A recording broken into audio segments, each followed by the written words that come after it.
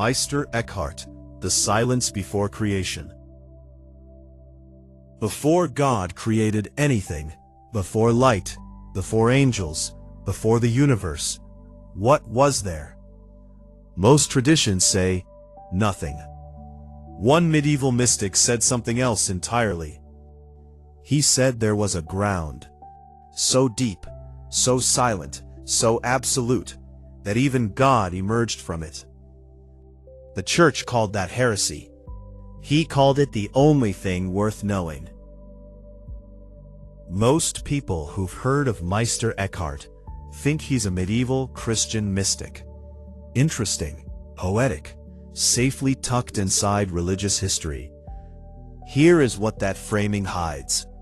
Eckhart was not on the fringe of the Church. He was one of its most educated, most respected figures. Dominican priest, professor of theology in Paris, the most prestigious academic position in medieval Europe. Provincial leader overseeing dozens of monasteries. This was not an outsider. This was someone inside the system at the highest level, who looked at the foundations of that system and found something the system wasn't prepared for. Here is the teaching almost no mainstream account includes. Eckhart made a distinction that no one in Western theology had dared to make so clearly. He separated God from what he called the Godhead. God, in his framework, is the personal deity, the creator, the judge, the father, the God of Scripture, the God of prayer, the God of religion. The Godhead is something else entirely. The Godhead is what God emerges from. It is not a being. It has no personality. It has no will. It does not create. It does not judge. It does not listen to prayers because it has no capacity for relationship. It is pure, absolute, undivided isness. Silence before the first word. Stillness before the first motion. The ground beneath the ground. And here's the part that rattled the Church to its core. Eckhart said the human soul, at its deepest point, is made of the same substance as the Godhead. Not made by God. Not like God. The same substance. Identical. Undivided. He called this innermost point of the soul the spark. Das Funklein. And he said that spark has never been separated from the Godhead. Not by sin. Not by the fall. Not by anything. It cannot be separated, because it is the Godhead looking at itself through a human aperture. Sit with what that means for a moment. If the deepest part of you is identical to the absolute ground of all reality, then you do not need a priest to reach God. You do not need a sacrament. You do not need confession. You do not need the Church as an intermediary between yourself and the divine. The intermediary becomes unnecessary. That is not a small theological disagreement. That is an existential threat to every institution built on the premise that you need permission to access God. The Church understood exactly what he was saying. In 1326, Pope John XXII opened a heresy investigation against Eckhart. Eckhart's response, documented, was not to recant. He said, "If the Church finds error in what I teach, I submit to its correction, but I deny that what I teach contains error."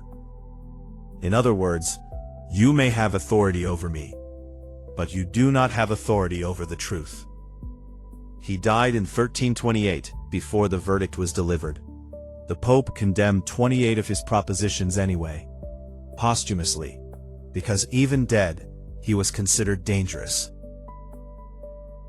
Now, here is the part that separates Eckhart from a philosopher who only theorized.